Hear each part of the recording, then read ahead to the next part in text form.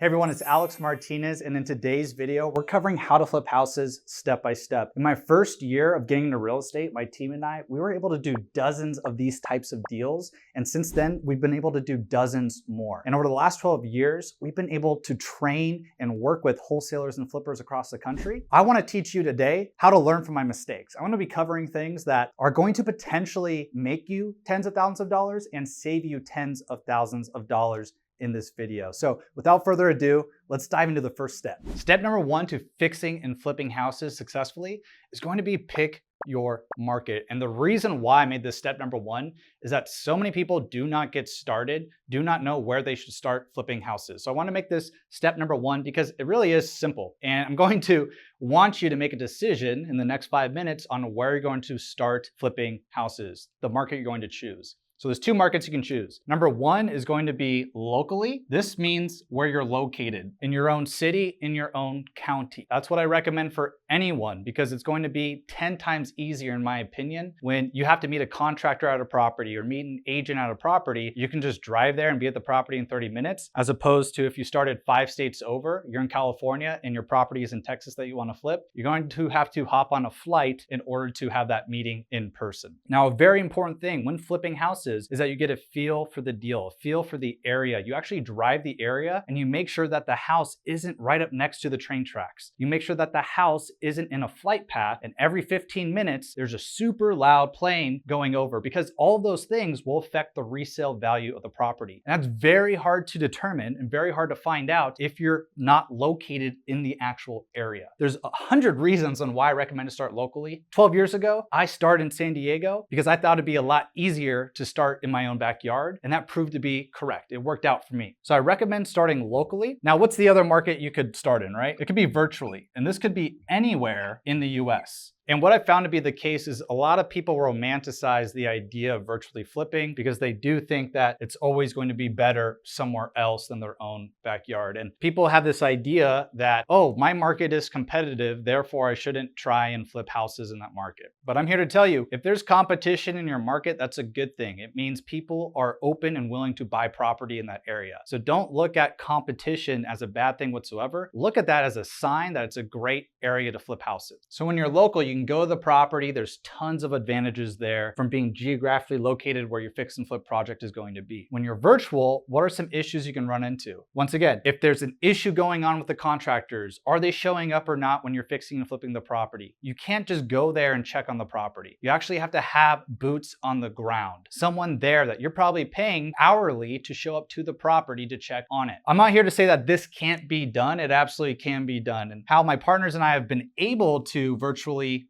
fix and flip property. Now, we didn't start there, but how you do it, how we've done it, is that it's been an equity type of deal. You do have someone in charge of the deal who's virtually located in that state you're flipping, and they have a piece of the equity, a piece of the property once we fix and flip it. So therefore, they're incentivized to get this deal done. They're incentivized to check on the property. That's how we've been able to do this virtually. But guess what? If you're just starting out, to structure an equity type deal like that and to not be completely in charge of the deal, it's a little more sophisticated than just starting locally and not having to strike an equity deal agreement with someone virtually. So if you want to have the highest likelihood of success, and it's why I'm teaching you this way, so you do have the highest likelihood of success, I recommend starting locally. So right now, make a decision. Are you starting locally or virtually? Step number two is find your money, which are the lenders that will lend on your deal. And the reason why this is step number two is so many people get excited about going and finding a deal and putting it under contract that they want to fix and flip. But when it comes to purchasing the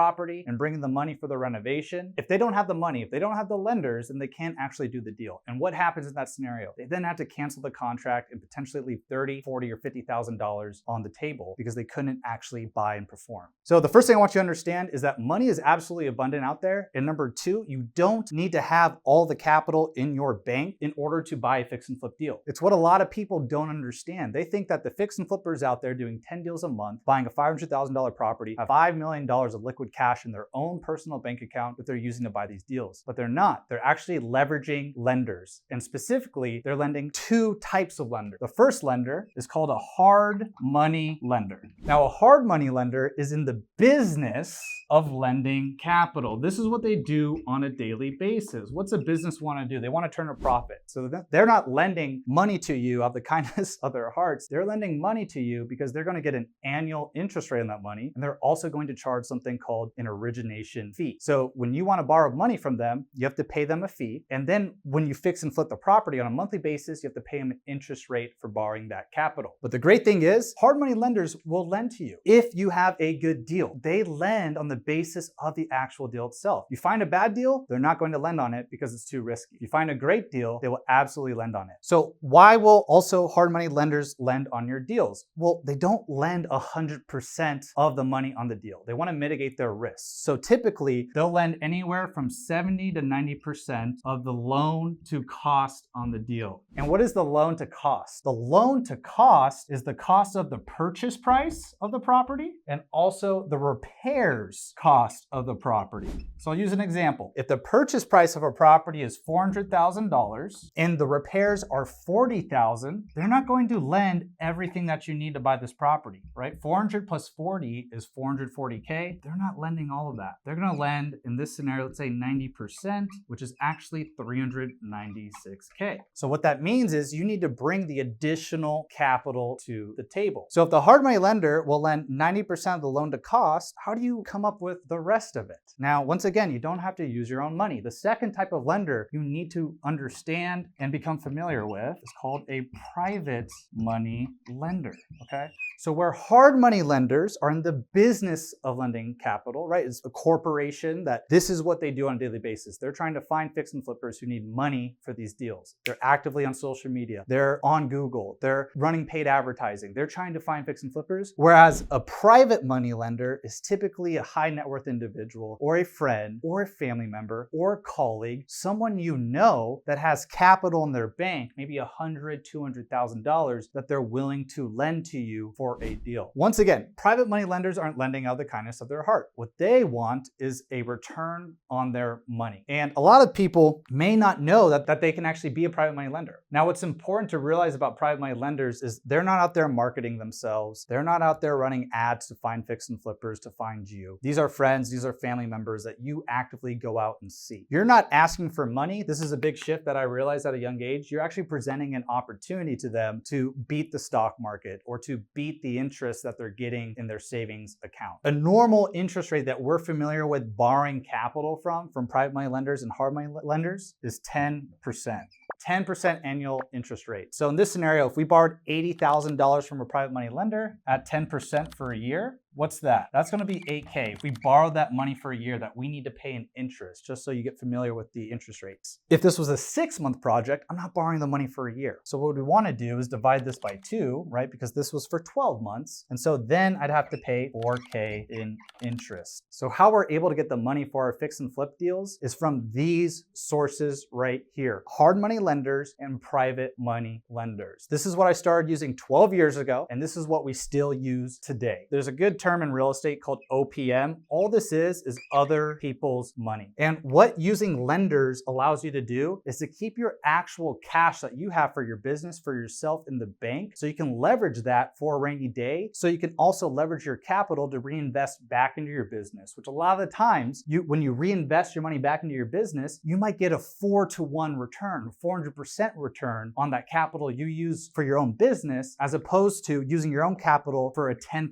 return. So what we call this is leverage. We're leveraging other people's money in order to do deals. If you're scared of debt, we need to make a very important distinction here. There's something called good debt and something called bad debt. Bad debt is when you go out and buy a $30,000 motorcycle on credit cards that you then have to pay a 20% interest rate on a monthly basis, and it's a liability that only takes money out of your pocket every single month and doesn't turn a profit for you whatsoever. Now, what good debt is when we're leveraging money from lenders like this to turn a profit.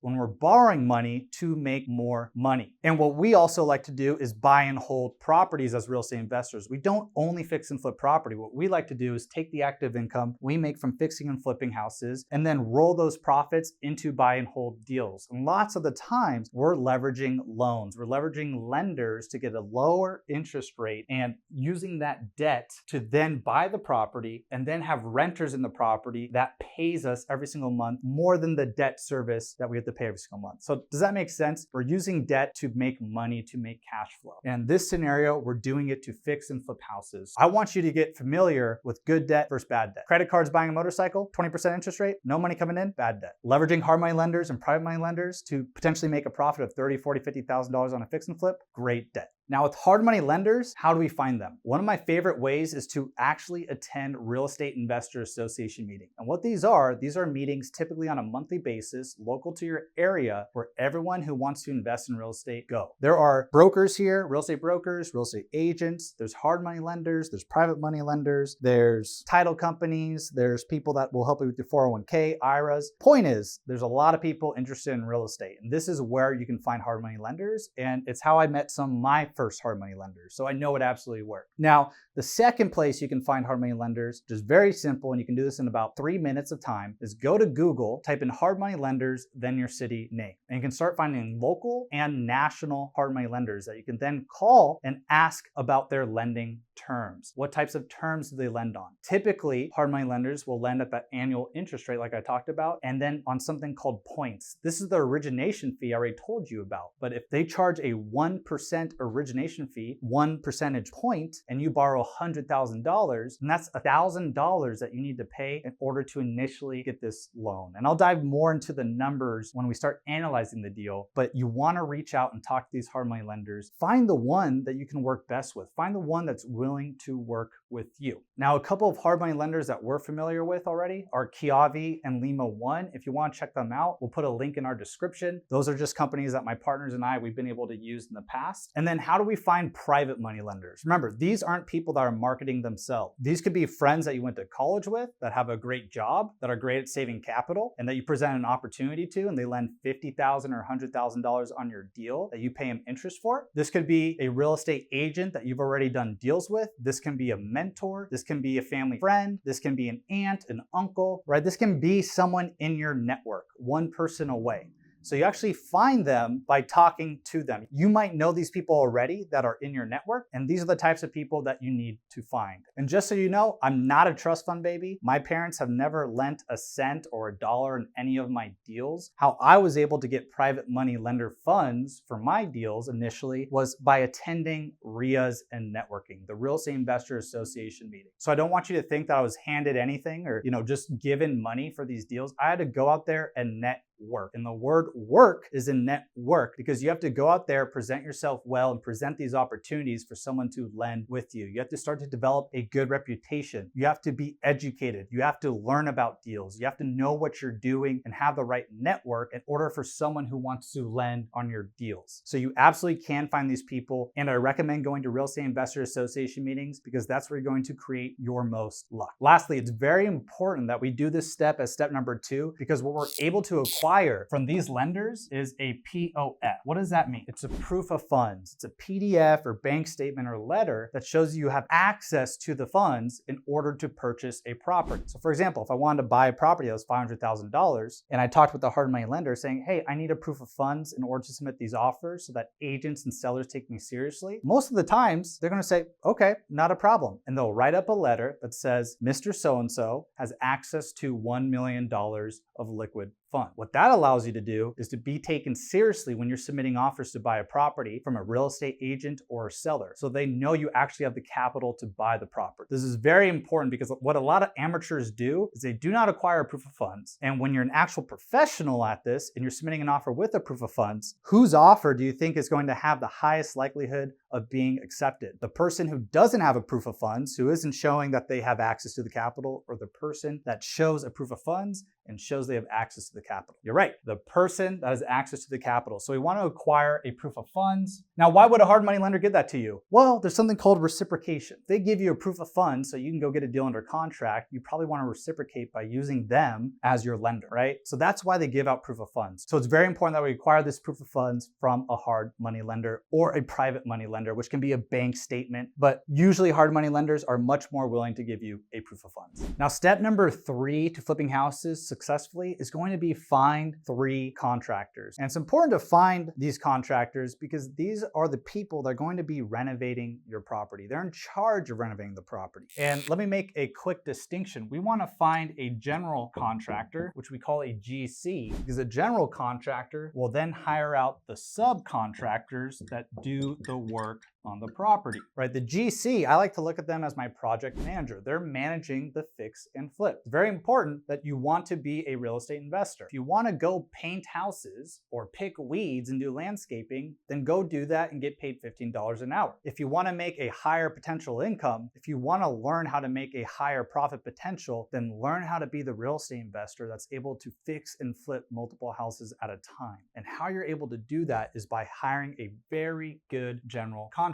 Now, this step, similar to the last step of finding your lenders, I don't want you to go find a house yet without finding your contractors. Because let's say, hey, I know how to get the money, I found a deal, and you buy that deal and you don't have a general contractor yet. Well, each day that you hold onto the deal after you buy it, you are then paying money and interest. So we want to get all of our ducks in a row before we actually find the house, buy it, before we actually start the renovation, because you can't start the renovation without finding a GC. So let me share a few of my favorite ways on how to find general contractors. Number 1, referrals. Referrals are important because I want to make sure that I have a general contractor that can do work on time and do work on budget. And I want a general contractor who's familiar working with real estate investors. I don't want a general contractor who only works with Jack and Sally, the person who wants to renovate their home once every 20 years. Because what will happen, that type of general contractor will charge retail pricing. I want real estate investor pricing. So I want a general contractor who's familiar working with fix and flippers. My favorite way is to get referrals from other fix and flippers. Now, if you don't know any fix and flippers, how do you find them? You go to RIAs. Not only can you find fix and flippers at RIAs that you could potentially get referrals from for general contractors, there's actual general contractors that will show up to RIAs that want more business too. So it's twofold. You can find fix and flippers, you can get referrals from RIAs, you can actually find the general contractors at the RIAs as well. Now, another way to find general contractors, not as efficient, but literally just driving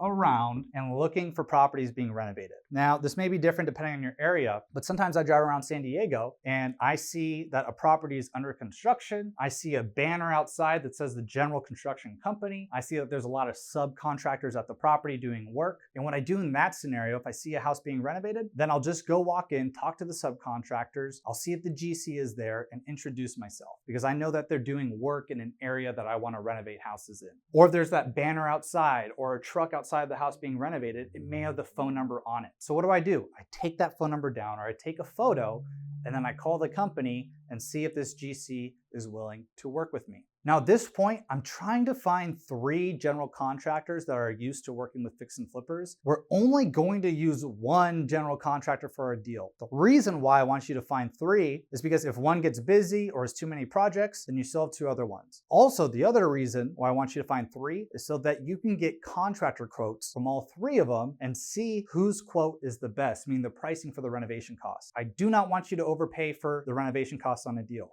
Just getting 1 contractor quote can lose you $10,000 because someone is overcharging you than another general contractor that's willing to do it at a better price. So this alone can potentially save you 5 figures on a fix and flip deal, which is very important. Lastly, one other way you can find general contractors is going to Home Depot or Lowe's. Places where contractors go to, subcontractors, GCs, to pick up materials, to pick up vanities, to pick up the items they need to renovate the house. So a lot of the times you go to Home Depot in the morning, you'll find tons of trucks out there with phone numbers on the side that you can take photos of and call those companies in order to find these GCs and see if they'd be willing to work with you.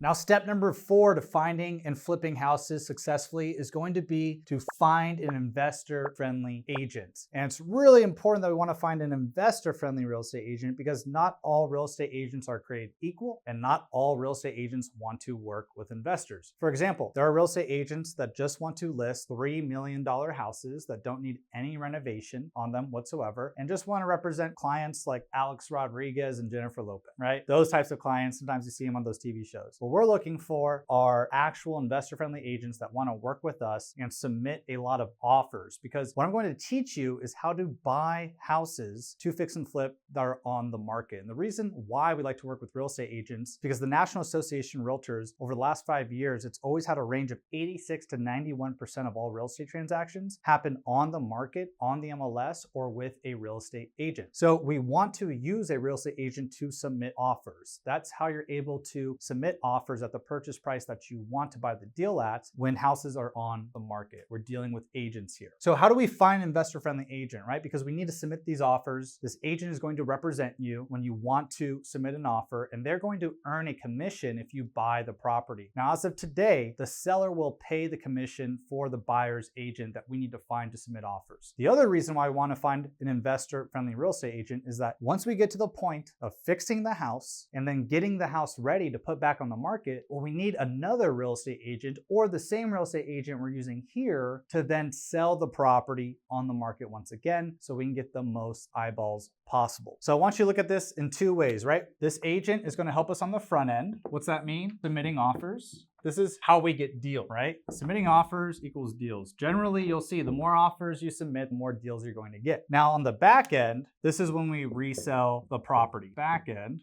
and we call this listing a house. All right? And you need to be familiar with this so you don't get to the end of your project and you're like, how the heck do I sell it? Now, just so you know, typically a buyer's agent gets paid 2.5% and 2.5% to sell the property. That's of the purchase price on the front end that I'll teach you about. And this is on the back end, the ARV.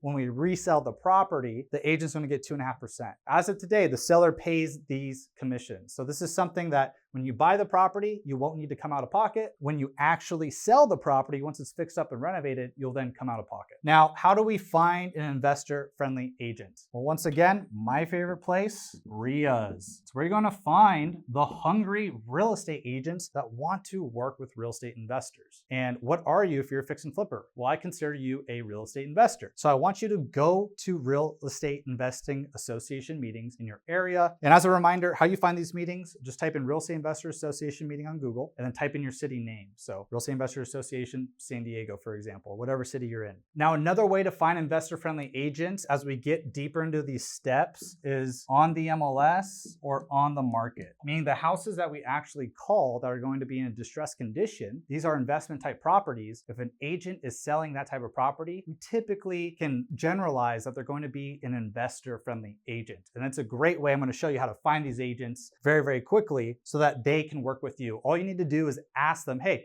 I am an investor. I'm open and willing to submitting multiple offers every single month. Are you open and willing to work with me to be able to submit offers on these types of deals, just like the one you're listing today? And there's going to be some agents that aren't going to be willing to work with you, and there's going to be some that absolutely want to. So this is a way on how we find these real estate agents, RIAs, and actually on the market on the MLS. Now, lastly, what I'm going to teach you as we go deeper into the steps, I'm going to teach you how you can save 4 to 5 figures when selling a property. Most real estate investors will pay real estate agents anywhere from 5 to 6% of the resale value of their property in totality. And what I'm going to teach you is instead of charging 5 to 6%, I'm going to teach you how to charge 4%. So saving at least 1% to 2% of the resale value of the property. If we're talking about a $500,000 property, that's going to save you $5,000 to $10,000. So I taught you how to potentially save $10,000 by finding 3 contractors. And then what I'll show you later on is how to potentially save 4 to 5 figures when selling the property by paying a little bit less in commissions. So stay tuned. Now for step number 5 on how to flip houses, I'm going to cover how to find actual houses that you can flip. Now, the most important thing to understand is as an investor, one of the most important skills that you need to develop is the ability to find these houses, submit offers on these houses, and put them under contract. It's one of the most important things as an investor, because once you can get a deal under contract, you can then choose your exit strategy. And what I'm covering today is the exit strategy of fixing and flipping flipping the house, but you can also wholesale that house. You could partner with someone who does all of the work. You could potentially buy and hold that property and rent it out for cash flow. So it's important to realize those that have the deals under contract, they have the power. And at the end of the day, if you can always find houses to flip and put them under contract, you will always have a business because you will always have something of monetary value, that contract, and you can always dictate that exit strategy. Now, when we're finding houses to flip, we need to find houses that are in a distressed condition, and that will typically lead to finding sellers in a distressed situation. And let me define both of these. A distressed condition is a house that maybe has holes in the roof, overgrown shrubbery. Maybe a house that has been never updated, meaning it's stuck in the 50s, 60s, 70s, 80s. It has old, faulty electrical wiring. Maybe the foundation is tilted. You put a marble on the floor, it goes from one end to the other, right? There's fixing that needs to go into this property. And what's great about a property in a distressed condition is that a normal home buyer can't buy this property. It needs to be purchased for all cash. And that's because a bank, which a normal home buyer leverages to buy a property and get a loan from, that bank won't lend on this property because it's too risky. Us as fix and flippers, we're willing to take on this risk because we can turn this into a profit. So we look for properties in a distressed condition. These are going to be the best deals for us as fix and flippers. Now we're also looking for sellers in a distressed situation. Now distressed conditions, pretty easy to spot. When I show you how to find these deals, we can just look at the photos of the property and we can see with our eyes that it's in a distressed condition. Also, the description of the property that a real estate agent types in, they may say that this property needs a lot of work. They may admit that this is a fixer-upper. So we know that. Now from calling and talking to the real estate agent, that's typically how we discover if the seller's in a distressed situation. The real estate agent's typically not going to say, hey, this seller is going through a divorce in the description, right? That wouldn't be too nice to share that personal information in the public domain. But if you call the real estate agent and you ask, what's the seller's reason for selling? Then they may tell you. Other distressed situations can be that the seller needs to sell quickly because they just lost their job and they have to move to a new state for a new job, for more affordable housing. There could be litigation going on, a lawsuit for one reason or another, and they have to sell this property in order to fund this lawsuit. There's 100 reasons why a seller can be in a distressed situation, and that's just a few of them. Now, how we find these deals, we love leveraging something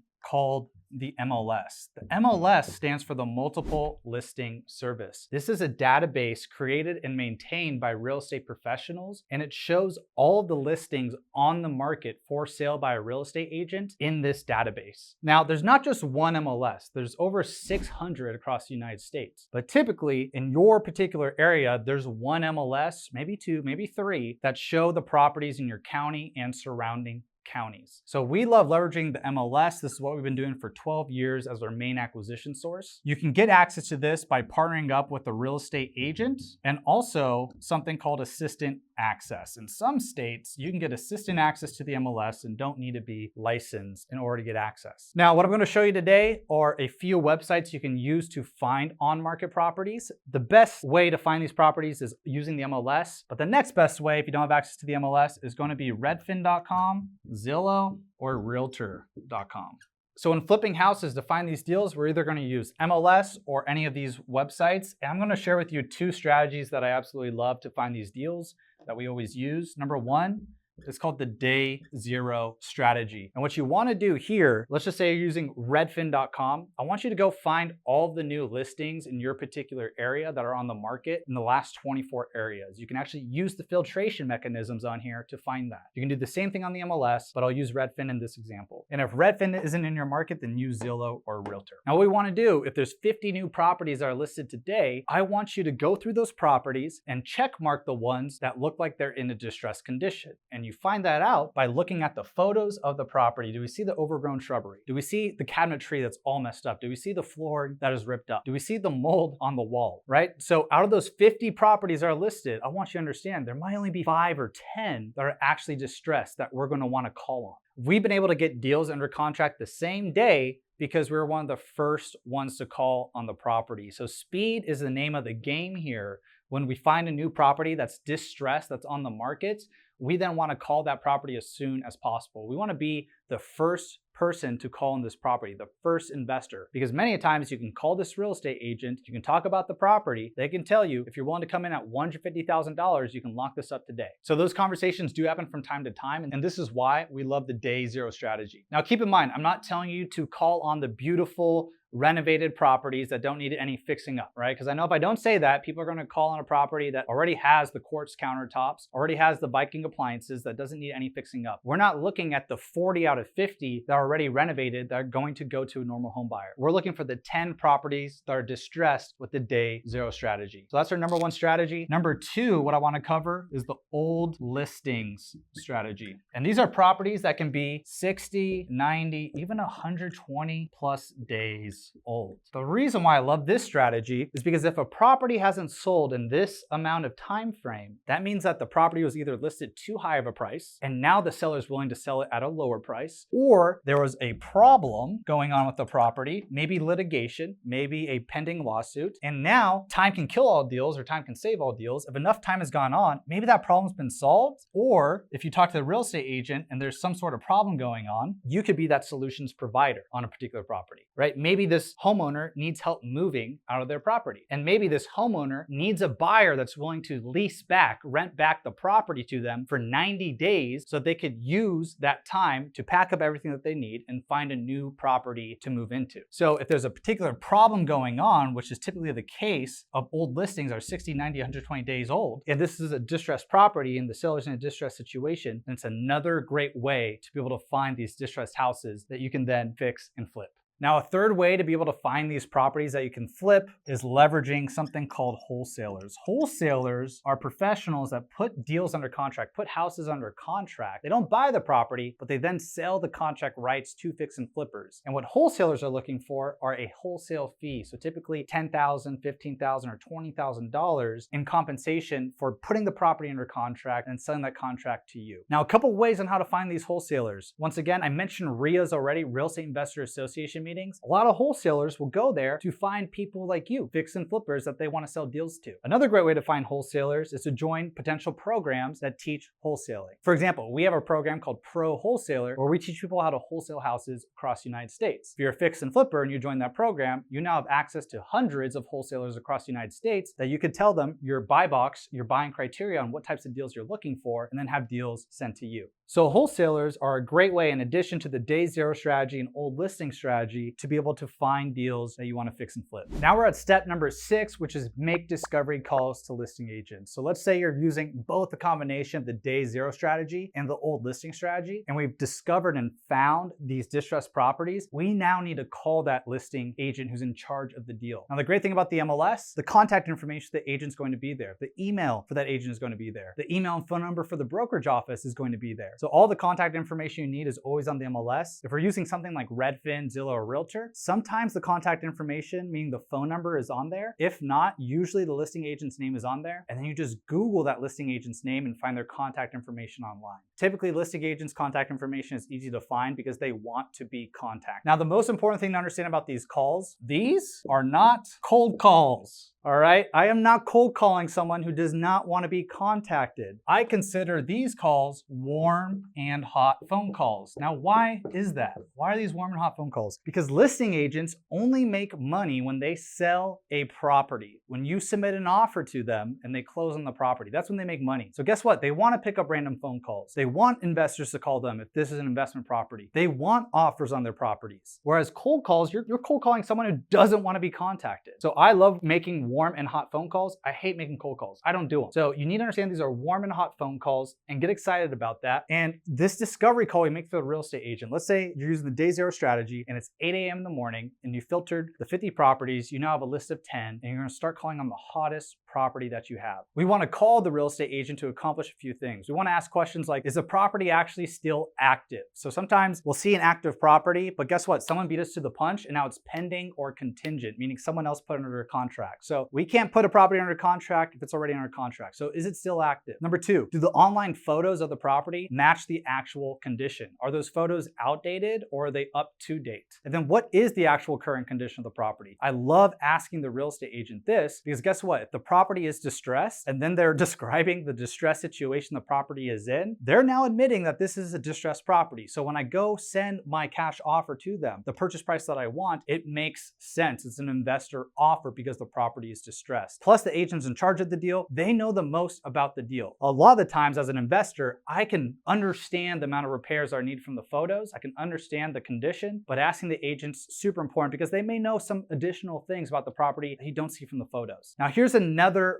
very important thing we want to accomplish on this call. Is the agent willing and open to work with us? Meaning, are they open to represent our offer if we're an investor? If we're making an offer on this particular property, are they open to representing us as our buyer's agent? This is very important because a listing agent typically gets paid 2.5%, 3% commission from the seller, and a buyer's agent typically gets paid 2.5%, 3% from the seller as well. When we directly reach out to the listing agent unrepresented at this time, and we ask the listing agent to represent us, what you're effectively saying is, hey, do you want to make twice as much money if you accept my offer? It's pretty incentivizing. So you need to understand that when you ask them to represent to you on this deal, they can make twice as much capital. And that's going to increase the likelihood of you being able to close this deal if they're open and willing to work with you. Now, something else we want to accomplish on this call. I love asking, what's the seller's reason for selling? Sometimes the real estate agent will tell you, and sometimes they won't. But if I know that this seller needs to move in 17 days to Colorado because they lost their job and they have to move in 17 days and they need a cash offer because there's no regular offer that's going to close within 17 days, then I know this is not only a property in a distressed condition, but the seller's in a distressed situation as well. So what does that mean? That means we can get the lowest effective price possible when we're making an offer because the seller has motivation to sell. It's what we're looking for, the property in distressed condition and distressed situation. I call that a double whammy, and we see the highest likelihood of success when those two things are happening on a deal. An additional question I like to ask is, what's the competition like on the property? Meaning, what's the activity been like? How many calls and how many offers do you have? I like to assess the competition and understand where we need to come in at to make this property work. I always ask the agent that because the agent may say a price that I know is going to work for me. They may say way too high of a price, or they may say a low price that once again works for me. It's always good to ask these questions. These are the things that most people aren't willing to ask, whereas I am willing to ask these questions. My students at Wholesale and Flip Houses are willing to ask these questions. And when you get this information, when you get this data, it then allows you to make the best offer possible and increases your likelihood of success of closing these deals. So not only finding these deals, but being able to purchase them to fix and flip. So as we're talking with the real estate agent, we're seeing if they're open and willing to work with us. And it's about asking the right questions to get the right information. Now, once we've done that, we've asked those questions, we've discovered about the property, hence the discovery call. At this point in time, we don't need to just send out an offer or say a random purchase price to the agent. At this point in time, we're going to want to analyze the deal. Now that we understand that, yes, this is an active property that's on the market. Yes, it is distressed. Yes, the seller's in a distressed situation. And yes, this agent wants to work with us. So after the initial discovery call, I always leave that initial conversation by saying, great, thank you for your time. I'm going to go back, meet with my team, analyze this property, and let you know exactly where we need to offer to make this property work. Does that sound good? Yes? All right, thank you. Talk to you soon. And what that allows me to do is, yes, we realize that this is a property that is worth pursuing now. I'm not going to analyze a property if I don't know that it's active, if I don't know that the agent's going to work with us, because I like to work smarter, not harder. And it's going to waste a lot of our time if we analyze every single property that comes across our plate. So we want to be effective and we want to be efficient, and this allows us to do that. Now, as you can see, we've made a lot of these phone calls to real estate agents over the years. This is something that we've systemized, we have scripts on, and we have our additional strategies on how to find even more deals on the market on the MLS. I shared the day zero strategy, I shared the old listing strategy as well, but we have up to 9 strategies that we use effectively to be able to find, fix, and flip houses. If you're interested in leveraging our systems and tools and also our 12 years of experience, then be sure to check out our program, Pro Fix and Flipper. If you want to check that out and learn more about it, all you need to do is go to realestateskills.com/apply, and you'll be able to speak with one of my expert advisors on my team. And regardless if we decide to work together or not, we'll always leave you in a better place than where you came in. So we'll be sure to link you up with our free resources that we have and point you in the right direction, whichever way you want to go in your real estate journey. And now we're on step number 7, which is further analyze the property. So once again, we've talked to the real estate agent, they're open and willing to work with us, and now we want to analyze the actual property. So what I like to do and what I teach is to find the big three numbers. The big three numbers, number one is going to be the ARV. This is the after repair value. This is the future price of our subject property, the property we're analyzing, the distressed house, and we're going to analyze for the future value of this property, and that will allow us to determine what the purchase price is going to be. And we also determine that by finding out what the repairs costs are. So the second biggest number, the repairs cost, is the cost of renovation in order to achieve the after repair value. And once we dictate these numbers and once we plug it into our MAO formula that we have over here on the board, we'll then be able to determine our purchase price. So first off, how do we find the ARV? We find the ARV by finding something called comps. Comps are comparable sold properties that are comparable to our subject property. So let's just say the property that we're analyzing, the one that we called on, is a 3-bed, 2-bath, 1,100 square feet.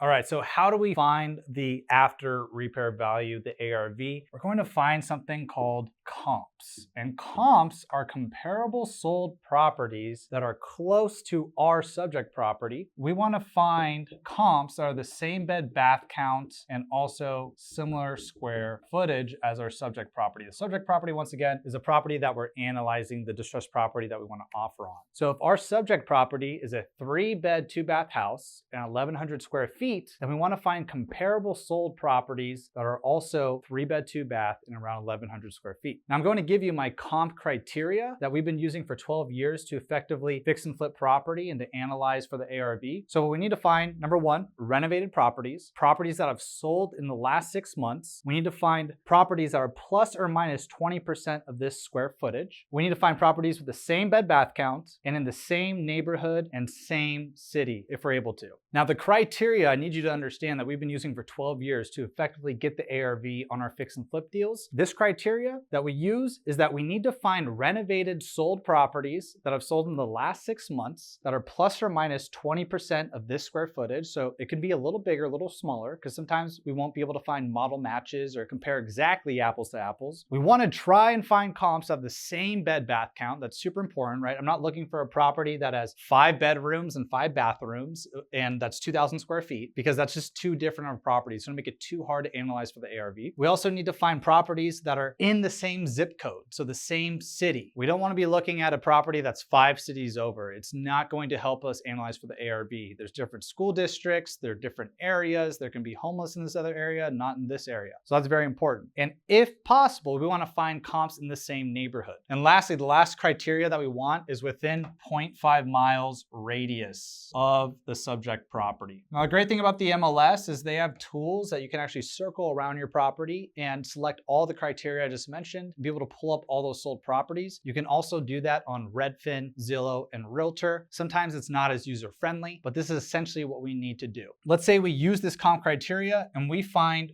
3 comps that have sold in the last 6 months with similar bed bath count and similar square footage. Let's say we found one comparable property at $540,000, another one at $545,000, and another one at $550,000. Well, these are all pretty darn similar. What I'm going to do is average out these, and when I do the average, it's going to come to $545,000. Now, confidently, I'm willing to say that this property will most likely sell at $545,000 because that's what my comparable properties are showing me. So when done effectively, I can now put my ARV at $545,000. And if it's hard for you to remember that comp criteria that I covered, I'll actually put that into a cheat sheet for you, and you can just go to realestateskills.com/comp and be able to download that. And I'll put the link in the description as well. And now let's go into the repairs cost, right? How do we analyze for the repairs cost? Well, one thing we include in all of our programs is something called a repair line item cheat sheet. And this has every single repair needed on a property so that you can get familiar with it. If you want to be a pro fix and flipper, it's important to know every single item in a property and how much it costs. But as you start to develop relationships with contractors, as you start to do more deals, typically you can develop a great rule of thumb, a general square footage rule, a dollar per square footage rule that allows you to quickly analyze repairs on a property. For example, if a property is a cosmetic fixer, meaning I don't need to adjust the foundation, I don't need to jackhammer the foundation and put in rebar and fix the property, and the property is not burnt down, I have to rebuild it, meaning it's all cosmetic. I'm talking about lipstick, like paint, cabinetry, landscaping, new flooring, but not moving walls. All cosmetic. I know from doing enough deals in my particular particular area, an all cosmetic fixer, I can get done at $35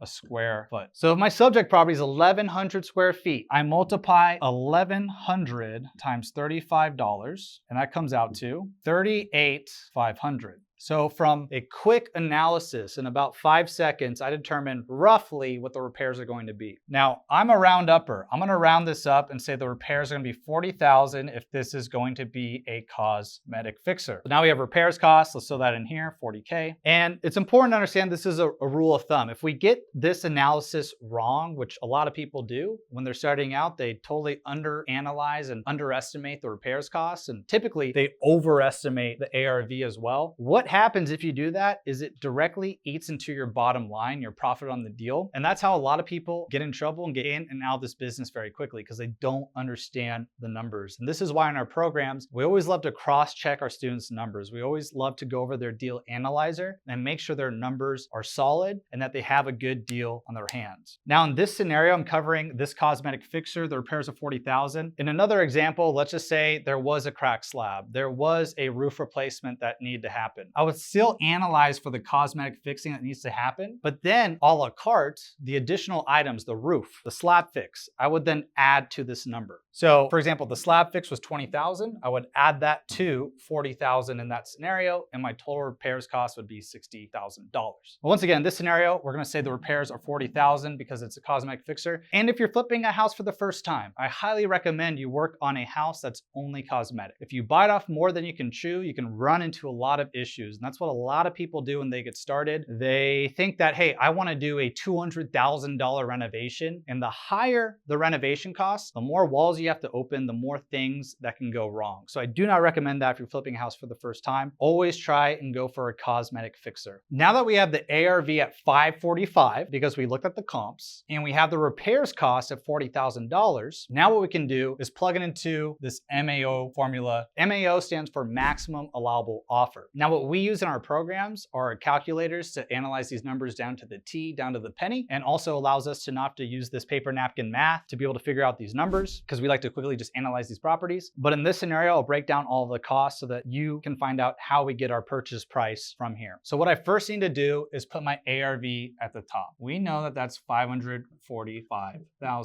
$545,000, we then need to calculate our hard money loan costs. So the amount of time that a project should take is typically 4 to 6 months, depending on the amount of renovation. So I know from experience, if I'm doing this renovation, it's $40,000 in repairs. A good rule of thumb is that the work itself, about $10,000 will take 1 week of work. I'm accounting for about 2 months of work in case there's delays, 2 months on the market in case there's delays, and then 2 months of closing time in case there's delays. So I'm going to say that I'm going to hold on this project for 6 months. And what I like to do is be conservative in my estimates. I don't like to say, hey, I'm going to get this thing done in 62 days. I never want to do that. I always over budget on time. That way, if I get the project done quickly, then I'm making more profit. I have a buffer in there. Now we need to subtract the hard money loan costs. Remember I talked about hard money loans earlier. There's a cost to that money and borrowing that capital. So with the hard money loan cost, what we have to understand is there's an annualized interest rate and also points. So let's just say we borrowed at 10% interest rate annualized, and there's a 1% point, an origination fee. Let's just say this project's going to be 6 months like we talked about because we're conservative. Well, in this scenario, as an example, just to break this down quickly, we're going to borrow money from a hard money lender at loan to cost. The cost, the purchase price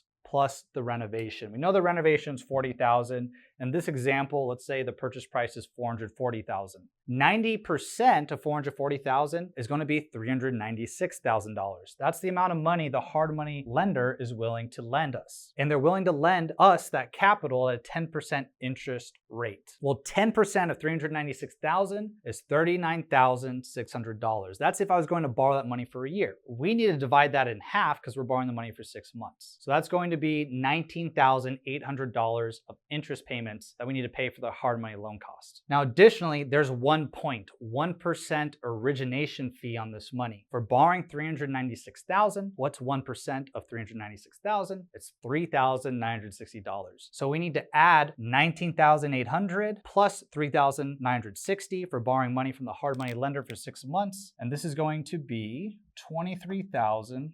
$4,760. We have to account for that cost of borrowing that capital. So that's how we calculate the hard money loan cost. And now we need to calculate the private money lender costs. So what's important to understand is we were able to get $396,000 from a hard money lender. Now the difference between the amount to purchase the property, $400,000 and $40,000, $440,000, $396,000, that's $44,000 of additional money we need to bring to the table. But now we have to account for the hard money lender costs that we need to borrow money for as well. So we have a $44,000 difference that we need to borrow from a private money lender. We have $23,760 that we need to account for in hard money loan costs. You have to account for that. Then we need to account for the front end closing costs on this property. I run this number at 2% of the purchase price to cover the front end closing costs, which is typically around 1%. And we need to cover some additional holding costs, meaning utilities, taxes, insurance, for when we're actually flipping the property. So 2% of the purchase price typically covers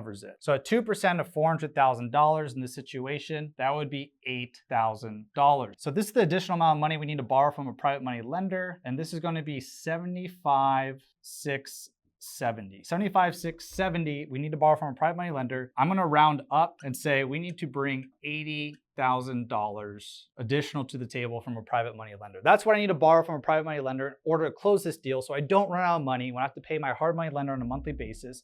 So I don't run out of money when I have to pay for utilities, taxes. So I don't run out of money when I have to pay front end closing costs when we purchase the property. So in total, just so we're on the same page, we got $396 from a hard money lender and $80K from a private money lender. We're borrowing this at 10% at one point, which we calculated the cost for. We now need to borrow, let's just say we negotiated the terms with the private money lender, because you get to negotiate the terms. That's a really cool thing. You get to bring the terms to the table when working with a private money lender. So in this scenario, let's just say we borrowed the money at 10% interest. That's what they get. If we borrow that money once again for a year, that'd be $8,000. We divide that by 2. If we're borrowing it for 6 months, that's going to be $4,000.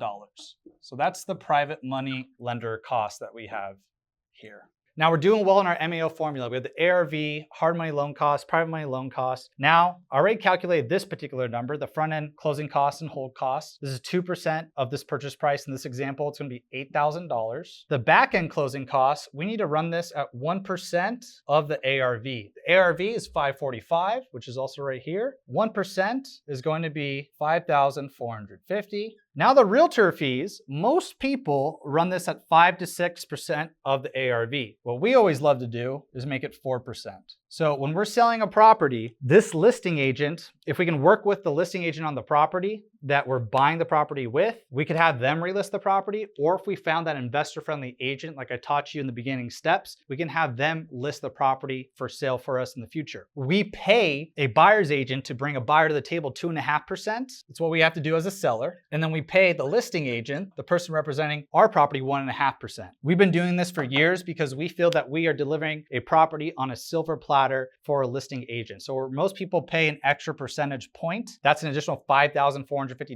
We do not. We like to pay 1.5% when we have an agent list our property. So the total of 4% of the ARV is going to be $21,800. Those are our realtor fees. Now our aimed profit that we have on the property. If I'm doing a property that's sub $700,000, for what I put in the repairs, I want to at least get out of it. So in this scenario, if I'm putting $40,000 in the repairs, I want at least $40,000 out of this deal. I'm not saying you're going to make that on each and every deal. Sometimes you'll make more, sometimes you'll make less, but that's what we like to shoot for. So let's put $40,000 as our aimed profit. Now what we're going to do is subtract all of these costs from the ARV, and this will tell us exactly where we should have our maximum allowable offer on this property, the price that will work in order to achieve this aimed profit that we have. So let's subtract everything that we have here. We don't need to subtract the ARV.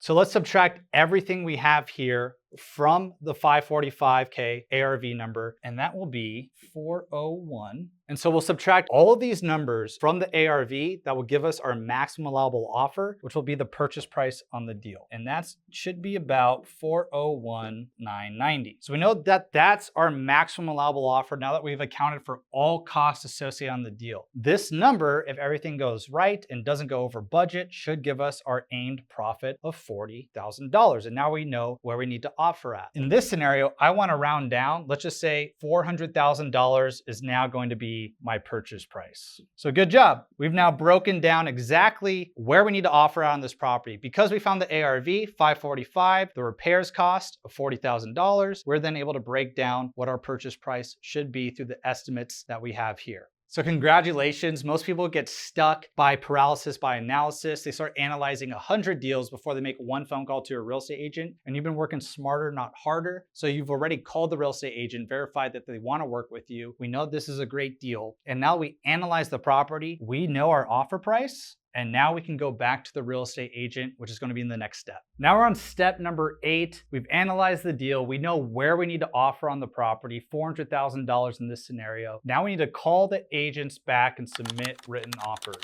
So on one particular deal, our subject property that we're analyzing, we're calling the listing agent back and we're letting them know where we need to offer at on this particular property. And now that we know where we need to offer at, we talk with the real estate agent and we see if $400,000 will work. Sometimes it will work and sometimes it won't. Sometimes you might have to negotiate and have a tighter deal. Sometimes you might have to negotiate on the terms of your deal. But in this scenario, let's just say that particular price works because we found a seller that's in a distressed situation and a property that's in a distressed condition. If the agent's open and willing to work with us, then they are going to write up the contract now at this point in the phase. So a pro tip is you don't want to bring an off-market random contract to a real estate agent. You want to use the actual contract they're familiar with. For example, in California, we use the California Association of Realtors contract, and we need to submit the offer terms to the agent so that they can write up the contract for us. Once again, we want the listing agent to represent us as our buyer's agent and write up this contract. If that doesn't happen, if the agent's not willing to write up our offer for us, this is why I taught you in the beginning steps to find an investor-friendly agent that's open and willing to work with you. Because if the listing agent's not open to working with you, I still want you to get a written offer in. Written offers is what leads to deals. The more written offers you send, the more deals you're going to get. So you can use the actual agent you found earlier to be able to submit offers for you if the listing agent's not willing to work with you. Now in this scenario, let's say the listing agent is willing and able to work with you. These are the offer terms that you need to send the agent via email in order for them to put the offer terms into the contract that they'll send to you that you can sign. So what we need to send the real estate agent is the purchaser name. So if you have an LLC or company, make sure you put that there. If you don't, then you're going to be buying it in your personal name. Put your personal name so that the agent knows that. Then you need to put in the offer price. In this scenario, it's $400,000. Then we need to put in the deposit amount. This is called the earnest money deposit. This is a deposit that's typically due within 3 days of us getting a property under contract. What we've done for years is always have our deposits be anywhere from $5,000 to $10,000.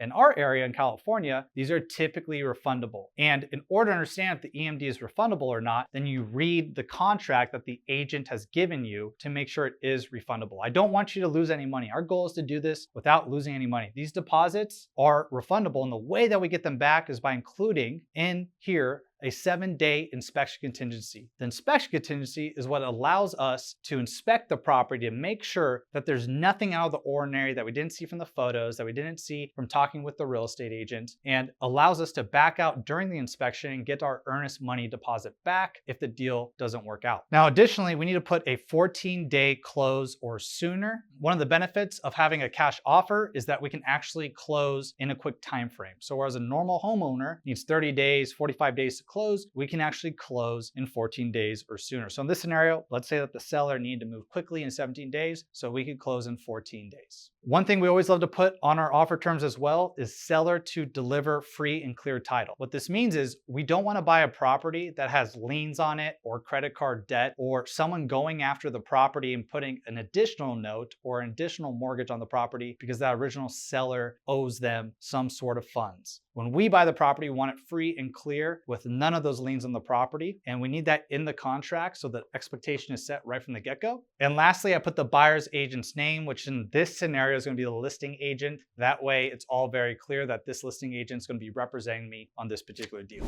Now, the documentation, if you have an LLC or a company, then what you want to provide is the articles of incorporation, which shows that you are a signer for your company or an operating agreement. Because if your company name is ABC Homes LLC, we need the agent to see that you are a designated signer for the company in order to close this deal. If you're purchasing in your personal name, then you do not need an articles of incorporation or operating agreement to show you are the correct signer. And because I taught you how to find hard money lenders in the beginning, you're going to want to submit a proof of funds that shows you have access to the capital when you submit your offer as well to the real estate agent, along with your offer terms. This is so that the agent doesn't need to ask you for this, and it's going to show that you know what you're doing, have access to the capital, and so that the agent has confidence in your offer and your ability to close. Now we're on step number 9. So at this point in time, we've sent the offer terms to the agent. The agent's written up the contract. The agent sends that contract to us. We sign it. Now at that point, we send the contract back to the agent. They meet with the seller. If they agree upon our offer terms and they sign the contract, we now have an offer accepted. And this means our timelines kick in, our due diligence kick in. What this means is the EMD is now due, the earnest money deposit, within 3 days of offer acceptance. The inspection period starts the day we get under contract. We have a 7-day inspection period that allows us to inspect the property to make sure there's nothing out of the ordinary with the property, that everything that we see, that we assume we're getting into, checks out, meaning that the whole house doesn't need to have ducting added to it, meaning it doesn't need a whole new HVAC system that we didn't account for in our renovation budget. Now, the inspection period is also our backout clause. If you see something you don't like, you can then negotiate during your inspection period and or back out of the deal if you don't want to go ahead and purchase it and fix and flip it. So very important that we operate with our inspection time period. Now the closing date kicks in. If we have a 14-day close time on this deal, then from the day of acceptance, we need to close this deal 14 days later, bring the funds to the table. So I wanted to show you all the timelines that kick in so that you're aware. And during this period, we do our due diligence, we check out the property. So at this point, what we like to leverage, what we've leveraged for a long time, we've developed a repair cheat sheet system. So this allows us to go line item by line item, walk around the exterior of the property, the interior of the property, and understand what types of renovation this property needs. Does it need a new roof, new gutters, exterior paint, garage repair? Does the yard need to be cleaned, right? Every little item we go through and we check mark. This allows us to develop a very detailed scope of work. Now, a scope of work is the list of items we need to renovate this property up to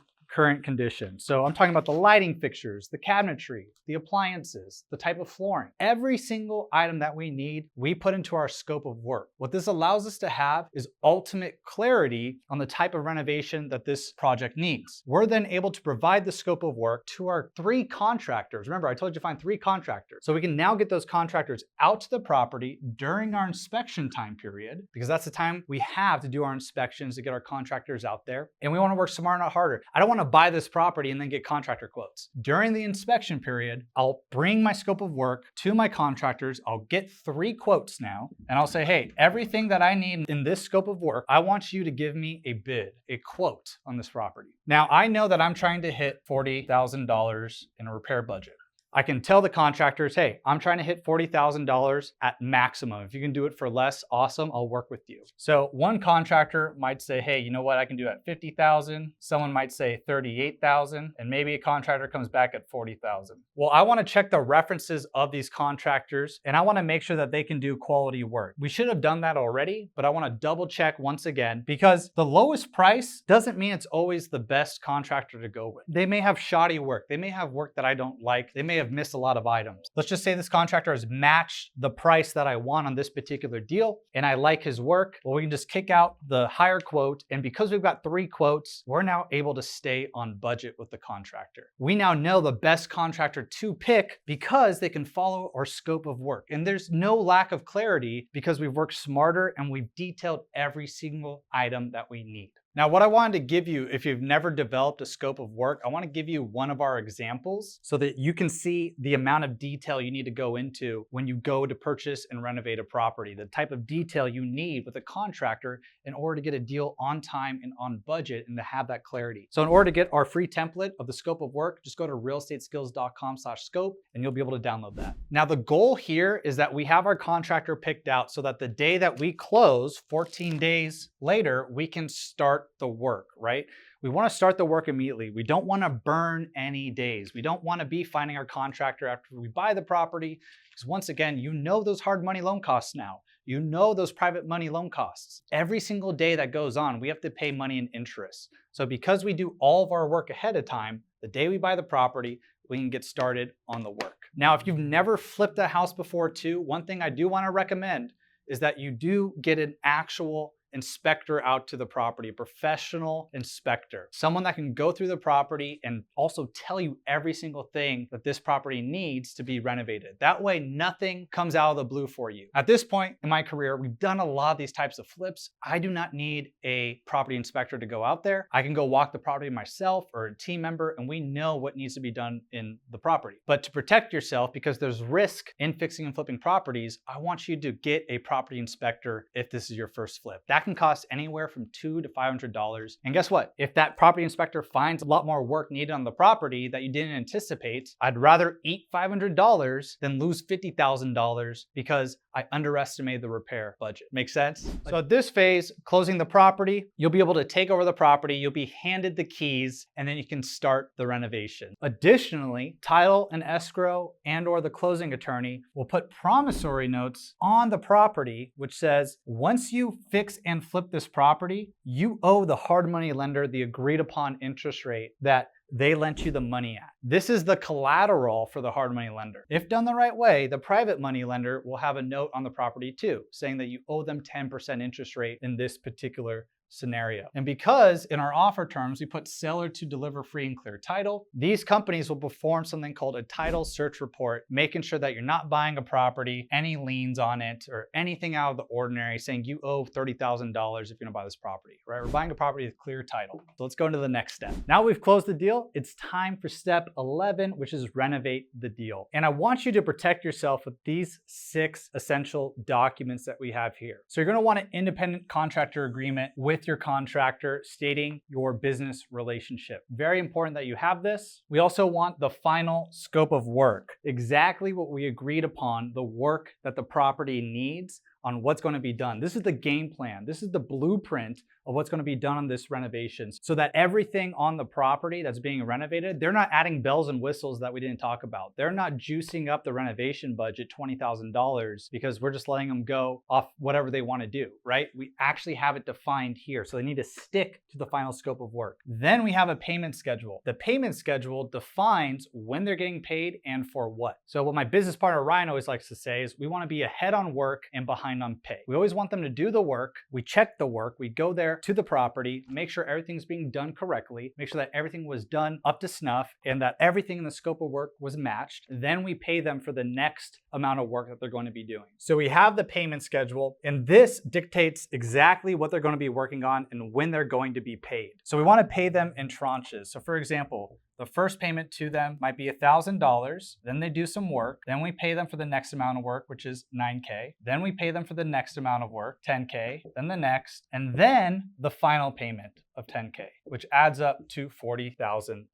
We also need an insurance indemnification agreement saying that this contractor has the insurance that they need and we're not liable for anything that goes wrong on the property. They have their own insurance, it'll be taken care of. The W-9 is a legal document that we need to have. If we're paying an independent contractor more than $600 in a year, we need a W-9 filled out, so make sure to get that. Now, at the end of the project, once we're done renovating it, we're gonna have them sign a final lien waiver saying that they can't come after us for additional money. We want to protect ourselves. Everything that was done in the agreement was completed and they received all the money they need, and they can't put a lien on the property saying that we owe them money, the contractor that is. So this is the breakdown of the critical documents that we need. We know we're going to pay them $40,000 over time. You don't want to pay them $40,000 up front, right? That's not a great contractor, takes all your money. We've heard horror stories of contractors just taking all the money and running. So you want to make sure that you verify the work work they're doing, following the scope of work to the T that we've already worked on, and now we're able to manage this renovation. Now, I recommend if it's your first flip, go to the property every couple days and check in on the property. One thing I like to do is go to the property and take care of the subcontractors. So the people laying the tile, the people doing the drywall, and bring them waters, bring them drinks, bring them snacks, bring them Coca-Colas. I believe if you take care of them, they'll take care of your property. So that's one little thing that you can do. Now, when we're renovating the property, keep in mind, this budget for this property is $40,000. The rule of thumb that I taught you is that for every $10,000 will be a week of renovation. So in total, this should take about 4 weeks if something doesn't come up that we didn't anticipate. And so keep in mind, things can't come up that you don't anticipate. A lot of times we can miss things, or there can be things called change orders that we just have to adapt on the fly. And this budget can increase because of our lack of seeing the things that need to be fixed from the get-go. So this will happen more in the beginning when you're starting to renovate property. Over time, you'll be able to catch these items. To give you an idea of the order of the rehab, right here we'll list everything from the framing to the roof to the soffit to the fascia to the HVAC to the electrical to sheetrock. If we've done a great amount of work and we have the scope of work and it's detailed and we have clarity and we have all the documentation that we need, we should be able to stay on budget and on time. So these are the most important documents. And if you need help with the scope of work, if you need help understanding how the heck should I renovate this property, I always want you to look at the comparable property, right? Because we're trying to match those comparable properties. So the ones that we found in this scenario that sold for $545 and $540, $550, look at those photos and find the actual items that are in that property. What type of flooring did they use? What type of countertops did they use? What type of cabinetry do they have? What are the colors of the walls on the interior and the exterior? What type of lighting fixtures did they have, right? If we mimic the comps, we're going to minimize our risk, and we're going to then develop a property that should be able to sell at the price that we want to sell. So that's an additional pro tip: renovate the property to what the comps are like. Now, I know this might be a lot. It might be like drinking from a fire hose. And so all of this documentation and the trainings on it, we include in our programs. And so if you're interested in learning more on how to fix and flip houses with our help, with our coaching, we do weekly coaching calls. We give you all the documentation and resources I've been talking about. Then all you need to do to get more information is go to realestateskills.com/apply. You can book a call with our team and talk about our program. All right, congratulations. We're doing great. And now we're on step number 12, which is get it listing ready and put it on the MLS. So at this point in time, we're nearing the end of the renovation and we need to have a final punch list. So no matter how great your contractor is, there's typically a few items left on the property. There might be a cracked tile, there might be plastic still in the appliances, there might be some nicks in the walls that need to be painted over. And so this final punch list are the last items the contractor needs to do to polish off the property and make it great. So we want to make sure we achieve this final punch list, we walk through with the contractor and complete everything. Now at that point, we have staging, and if the property's not clean enough here, I'll actually get cleaners. We need to make sure this property is ready to have buyers walk through it. Now staging, if the comps have staging is when we put furniture in the property so that when a buyer walks through it, they get the emotional feelings as if they're going to live there and can start seeing themselves in the main bedroom, start seeing themselves in the living room and in the kitchen. So if the comps have staging, then I recommend getting staging. This is typically an expense from the real estate agent. And then for doing staging, we want to have professional photos. And even if we're not doing staging, we need professional photos. So just make sure if you're doing staging, we do that first, right? Now, I want you to see the quality that I think your photos should look like when you're listing a brand new renovated property. So a website you can check out is ranchophotos.com. That's a company that's been using for over a decade, and they make our houses pop when we put them up for sale on the MLS. So go to ranchophotos.com, check out these professional photos. Don't use an iPhone.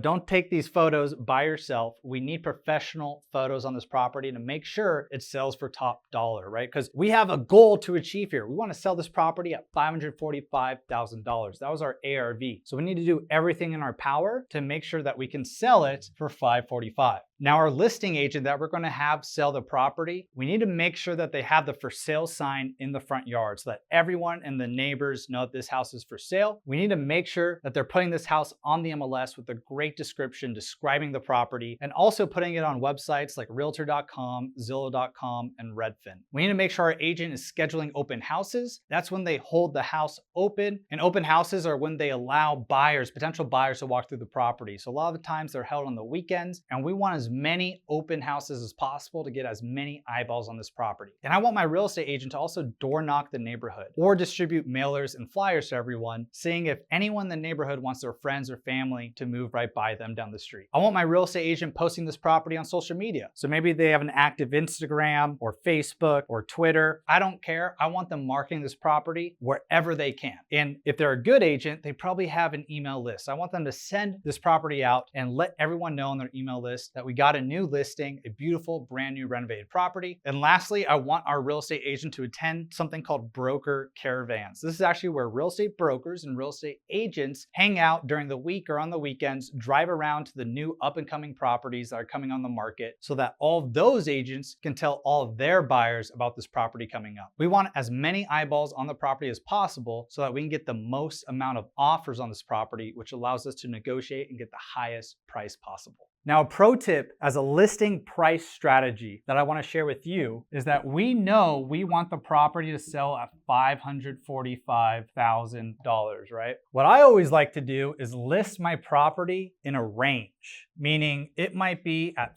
$519,000 to $559,000. So right here, we have a $40,000 range. What this does is mask the price that I actually want to sell it at. What this does is allows us to get offers at a lower price range. It allows me to get more offers that I can then counter and have them bid against each other to get the highest price possible. This is a strategy I always like doing. Sometimes it allows me to get the top of the range, and sometimes it allows me just to hit my actual ARV that I need to hit. So it's masked in there, but this is a pro tip. Some MLSs allow you to do this and some don't. If you have the ability to do it, I recommend trying it out in order to get the most amount of offers on your property. Now we're on step number 13, which is field offers and negotiate. So at this point, if we listed the property at the correct price, we've done a great renovation, it's matching the comps. Now at this point, we should start getting offers around the prices that we want. Now you have some decisions to make with the offers that you're getting. You can reject some offers, you can counter an offer, you can counter multiple offers, and you can accept an offer. Now I believe that just flat out rejecting offers is a newbie move. I never really reject offers. I'm always going to counter them regardless. Maybe they can come up. Maybe they just gave me a low offer, and if I counter them, they can come up in a price. I love offers. I believe that an offer is better than no offer. Now, if we price this correctly, this property, and it's in this range, we may have got multiple offers. And what's great, if we got that offer at $519 at the bottom of the range, we have $529, let's just say in this range, $525, maybe we got $540, and we know we want to hit $545K. Well, I can send a multiple counter offer to all of these potential buyers and these agents and say, hey, send your highest and best. We have multiple amount of offers. Now I can say, send me your highest and best. They could go to the top of the range, 559 that I submitted.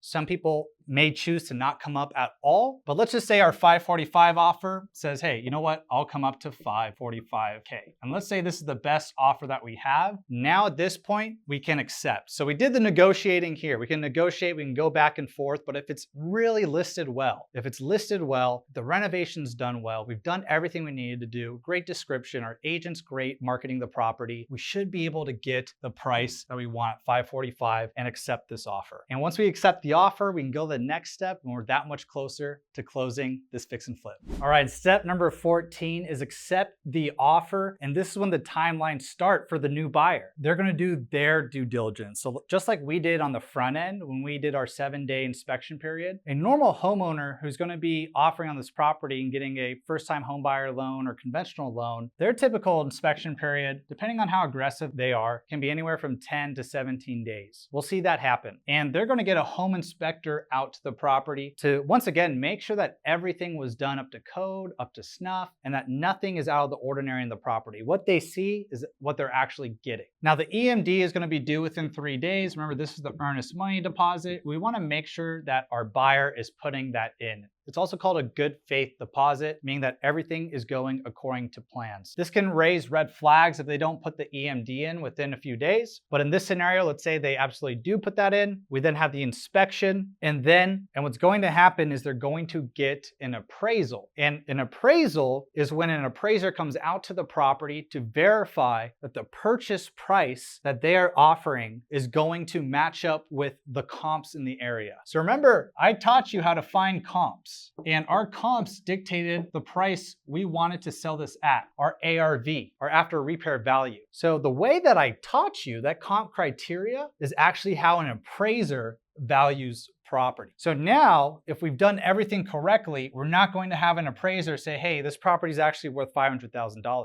We know it's worth $545,000 because we found the comps at 540, 545, and 550. So in the scenario where you don't know how to run your ARV, and even if you got an offer at a higher price, if the appraiser appraised it at $500,000, what that means is that the buyer would need to come up with an additional $45,000. That difference between what it was appraised at and then what we're selling the property at. So you don't want that to happen because that can absolutely blow up a deal. What happens then is you then have to put the property back on the market, and some people aren't willing to bring the difference to the table of what the property appraised at and what we're trying to sell it for. So because we work smarter, not harder, and I taught you how to analyze the property correctly, the appraisal should go well. And a pro tip that I want you to know is that attending the appraisal, you or your agent can actually help ensure that it gets appraised at 545. What I've done in the past is actually attend the appraisal and bring comps. Bring the comps that justify the value of the property. I bring the comps and I give them to the appraiser and I say, just in case you haven't seen these comps, I want to give them to you. And that just helps me feel better and allows me to have the highest likelihood that we're going to hit that appraisal number that we need on the property. Now, during this process, with the home inspector, what usually comes up, the home inspector will find a few items that maybe we miss on the punch list with the contractor, and the buyer will then put in a request for repairs. And the request for repairs can say something like, there's loose fixtures on the wall, there's loose lighting fixtures, or the cabinets aren't closing properly and you need to fix them. So we can then have our contractor go to the property and fix those items, or we can give the buyer a credit, such as $500 or $1,000 to fix those items themselves. So if it's a small fix, if we have a good relationship with our contractor, we can get them out there, have them do the fixes, or we can just pay a credit, whatever you decide at this point in time. I want to do whatever is going to make the buyer happy because I want to close this deal now. So if I can go out and fix the property and I can save some money instead of giving them a credit, I'm going to go ahead and do that. If it's a bigger fix and just giving them a credit is better because now I don't have to get my contractor out there and now it's not a headache because it was a bigger fix, I'll just give them $1,000, $2,000, whatever it is to fix that. So once the property appraises, once we do the request for repairs, once it passes the inspection, we're going to do something called a final walkthrough. Typically a day or two before we close on the property, the buyer, the agent, everyone wants to make sure that the house hasn't burned down, that we're actually closing on a property and what we agreed upon they're going to get. So we do the final walkthrough a day or two before closing. Now on the day of closing, once again, all the money is going to be wired to escrow and title or the closing attorney, and all the respective parties are going to be paid. So the buyer will get a mortgage and that bank will then bring the funds to escrow, title, the closing attorney. Then the real estate agent will be paid their commission. All the closing costs will be handled through the closing parties, the escrow, the title, the attorney. And additionally, remember our hard money lenders and private money lenders, they'll be paid back their principal plus their interest that they lent on the deal. At the end of the day, we'll get something called a HUD. It's the closing document that's going to have all the expenses and then our profit on the deal at the end of the day. And now step number 15, it's officially close on the deal and get paid. So if we did everything correctly, you should have hit the aimed profit of $40,000. Now, even if you don't hit that, you still flipped a house. You still borrowed good debt and were able to make a profit because of your real estate investing skills. Now, this is something we absolutely love helping people to get started with. We love teaching wholesaling. We love teaching fixing and flipping. We love teaching how to reinvest the capital you make from real estate to buy and hold properties so you can get a passive income. Specifically on fixing and flipping property, how we help people is we give them all of the training, so the in-depth training. Today was just a sneak peek of what we do. We give them all the resources, so all the resources I covered today and even more, the tools and the systems in order to get started, increase your likelihood of success. And we also have weekly coaching, hours of coaching to help analyze your deals and to help you get started so you don't make the same mistakes that we've done across 12 years and increase that likelihood of success. Now, lastly, what this allows you to do is leverage a team, our team that's been active in doing deals, not only in California, but in multiple different states. And so if you want to know what it looks like to work with a team like us, all you need to do is go to realestateskills.com/apply, and you'll be able to speak with one of my expert advisors on what program would be a good fit for you to get started fixing and flipping houses. So I'll talk to you soon. It's Alex Martinez with realestateskills.com.